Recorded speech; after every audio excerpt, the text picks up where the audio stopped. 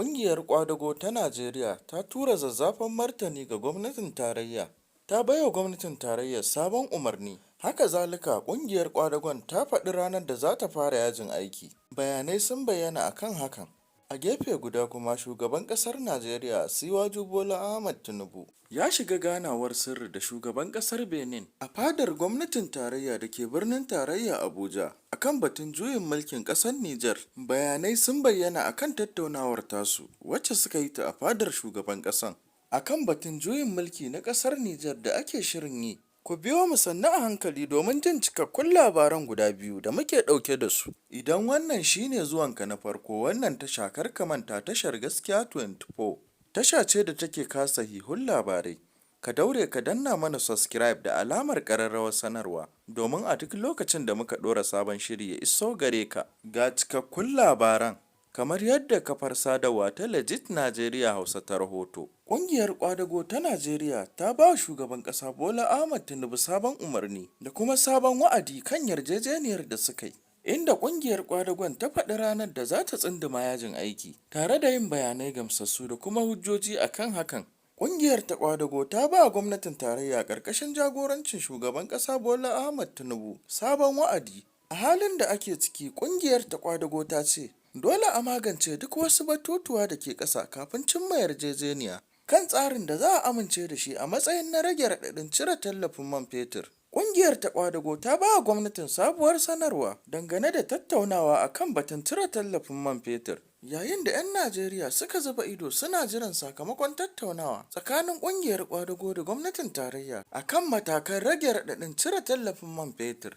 Ƙungiyar ta TUC ta yi barazanar fara yajin aiki na gama gari, inda ta ba wa gwamnatin tarayyar wa'adin mako 2 don ta kammala duk wasu tattaunawa da take yi akan batun cire tallafin man fetur.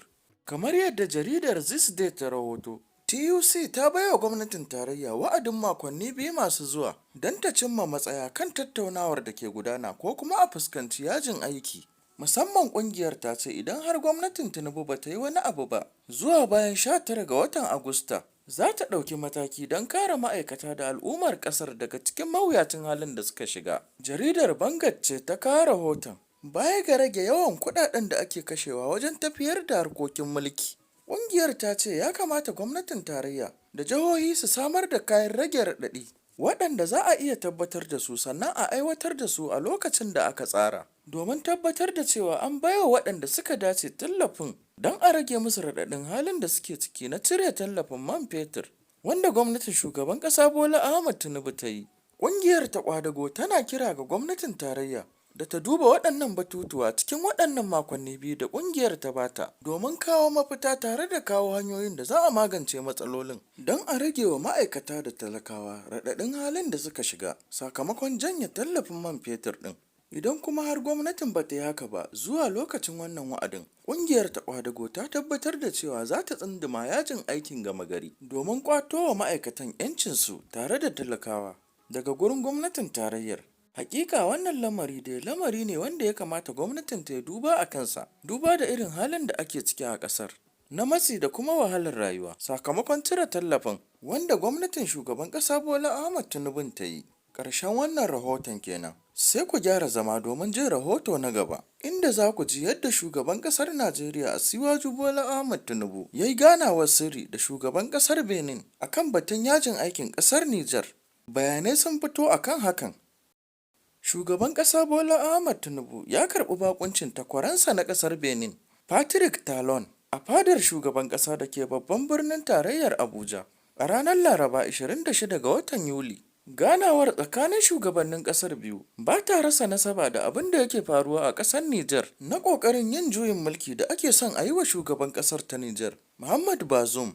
Akwai yiwuwar Talon ya yi wa Tinubu wanda shi ne shugaban ECOWAS bayani kan irin ƙoƙarin da ake yi na dawo da tsarin dimokuraɗiyya a yankin da yake fama da rikici. Talon wanda ya isa fadar shugaban ƙasa da misalin ƙarfe 4:43 na yamma ya kawo ziyara a karo na biyu.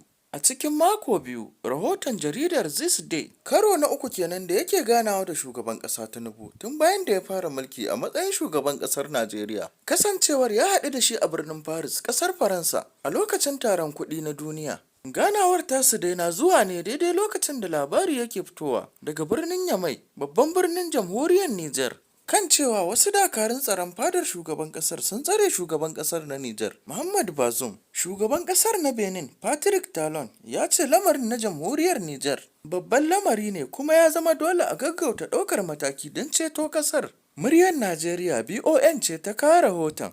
Har ila yau Talon ya bayyana cewa idan har kungiyar ECOWAS ta gaggauta shiga cikin lamarin, za a samu sakamako mai kyau da ake bukata, kuma za a iya shawo kan matsalar cikin sauri.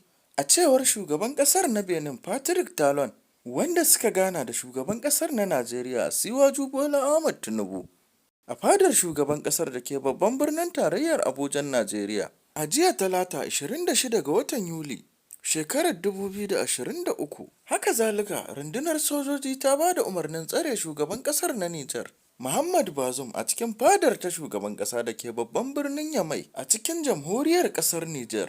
Kamar yadda jaridar The Nation ta rahoto, majiyoyi sun ce dakarun tsaron fadar shugaban kasar sun toshe duk wata hanyar zuwa gidan shugaban kasar da ofishinsa, tare da sa matakan tsaro masu tsauri ta kowane bangare domin ƙara tabbatar da cewa sun toshe duk wata hanya da wani zai yi yunkurin shiga gidan shugaban kasar, yayin da shi kuma shugaban kasar na Nijar din yake tsare a hannun sojojin. Haka zalika, majiyoyi sun tabbatar da cewa dogaran sun ƙi sakin shugaban kasar, duk kuwa da cewa tattaunawarsu ta wargaje. Amma sun ƙi sakin shugaban ƙasar Nijar ɗin Muhammad Bazoum, suna ci gaba da tsare shi.